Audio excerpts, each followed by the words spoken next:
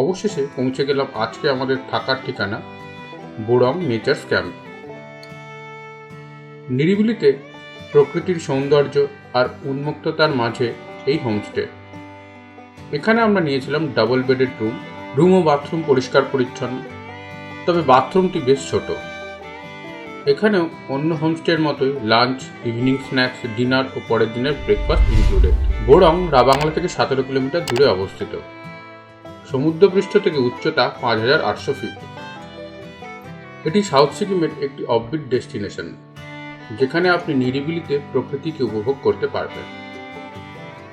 Nature ক্যাম্পের পুরো এরিয়াটাই খুব সুন্দর সাজানো গোছানো। আমরা পৌঁছে গেলাম লাঞ্চ করতে। ছিল ভাত, ডাল, সবজি, পাঁপড় ভাজা ও এগ কারি।